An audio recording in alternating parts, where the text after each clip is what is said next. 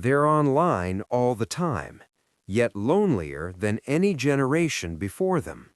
They talk openly about mental health, yet feel constantly overwhelmed. They're labeled lazy, sensitive, distracted, entitled. But psychology tells a very different story. Gen Z, roughly those born from the mid-1990s to the early 2010s, grew up in a world no other generation did. Smartphones before adulthood, social media before identity was formed, climate anxiety before career planning, a pandemic before stability. Compare that to millennials who still remember a partially offline childhood, and suddenly the differences make sense. Gen Z isn't broken, they're responding. And in this video, we're breaking down the psychology of Gen Z, how they think, feel, cope, connect, and why they behave the way they do. Not stereotypes, not headlines, actual psychology. 1. The world Gen Z inherited.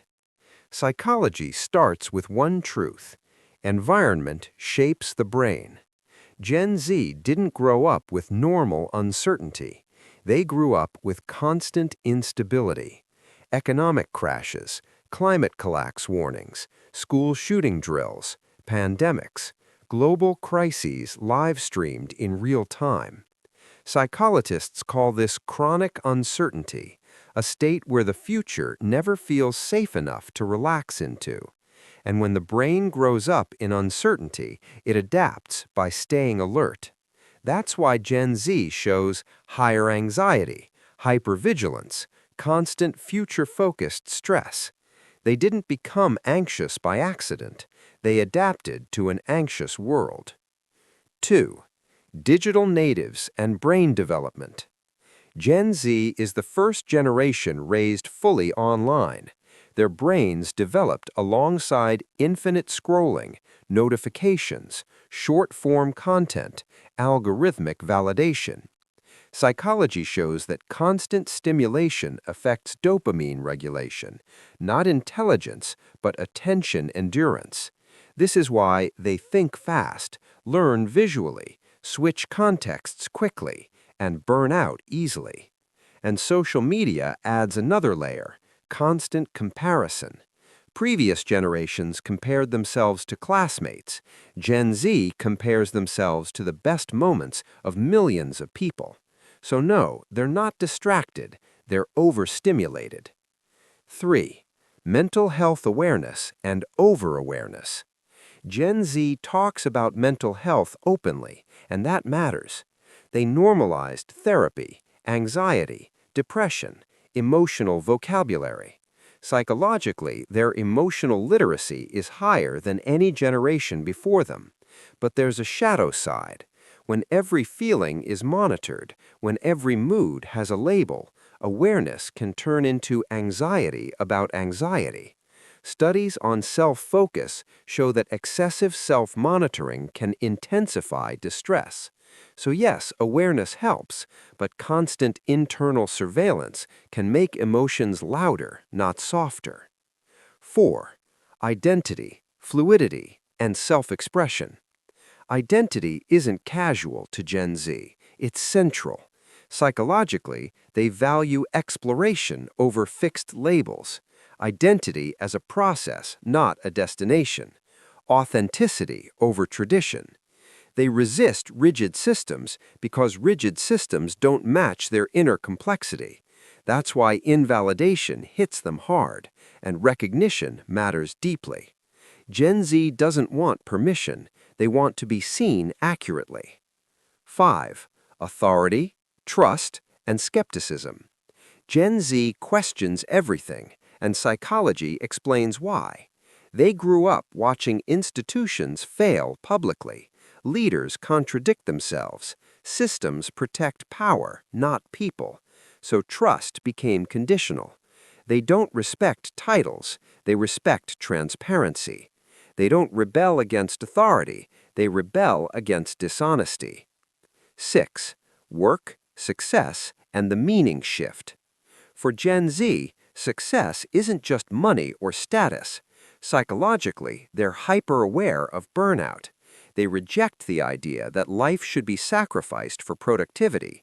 They value meaning, flexibility, and mental safety. Older generations often misread this as laziness, but psychology says different survival pressures create different definitions of success. 7. Relationships, loneliness, and connection. Here's the paradox. Gen Z is always connected, yet deeply lonely. Digital connection doesn't equal emotional intimacy. They want depth, but fear vulnerability. They hold high emotional standards and low tolerance for disrespect, so relationships get delayed. Situationships become common. Loneliness increases, even while being visible. 8. Emotional intensity and empathy. Gen Z feels deeply. Why? Because they grew up exposed to global suffering, injustice, and trauma in real time. Their empathy is high. Their moral sensitivity is strong, but the cost is emotional overload. Psychologists call this compassion fatigue, caring so much that it exhausts the nervous system. They carry problems they didn't create, but feel responsible for fixing. 9. Misunderstood, not weak.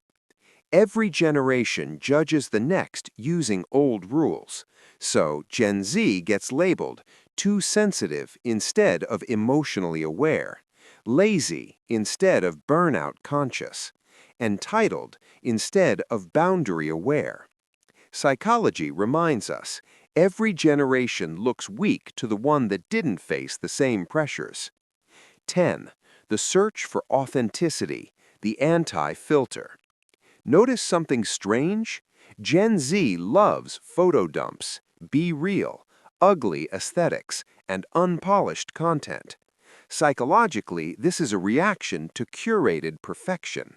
They grew up knowing everything online is fake, so they crave rawness, even if it looks cringe, because cringe feels real. 11. The digital panopticon, performance anxiety. Gen Z lives life on stage. Psychology calls this the imaginary audience, the feeling of always being watched. But for Gen Z, it's not imaginary. Mistakes are permanent, searchable, shareable. This creates perfectionism, social anxiety, and personal brand management. One wrong move can mean social punishment, so they monitor themselves constantly. 12. The death of the dream, economic trauma. Gen Z watched millennials do everything right, go to college, take debt, work hard, and still struggle to afford a home and basic needs. Psychologically, this is learned helplessness mixed with rational calculation. So Gen Z didn't reject hustle culture emotionally, they rejected it mathematically. Psychologists call this rational calculation, not laziness. They calculated the ROI, or return on investment, of hard work and realized the math doesn't check out. Why run the race if the prize has been removed? Quiet quitting isn't laziness, it's an energy conservation strategy in a low-reward economy. 13. The sentinel brain, hypervigilance. Let's start here with the hardware. Gen Z was born into a world of chronic uncertainty. Post 9/11, the 2008 crash, climate emergency, school shooting drills, and a global pandemic. Growing up with constant breaking news of catastrophe created a brain that is permanently in fight or flight. Psychologists call this the sentinel brain. They aren't anxious in the traditional sense, they are hypervigilant. Their amygdala, the fear center, has been overstimulated since childhood. They are constantly scanning for threats because they were explicitly taught that the world is unsafe. Nihilism as armor. This leads to their humor. Why is it so dark? Why is it so weird? Psychology calls this absurdism. when reality is terrifying, climate collapse, economic instability, the human brain needs a way to cope without snapping. Laughing at the apocalypse is a defense mechanism. When they say, LOL, I want to die, it is rarely suicidal ideation. It is a psychological shield. It is a way to survive powerlessness without breaking. Gen Z isn't fragile. They are adaptive, emotionally intelligent, deeply aware. They are the canaries in the coal mine, reacting to an environment that's toxic. If they seem overwhelmed, look at the world they're watching. Understanding Gen Z isn't about agreeing with them. It's about understanding the psychology that shaped them. If you're Gen Z and this felt accurate, like the video. If you're not and learned something, share it. Subscribe for more psychology that explains human behavior without judgment.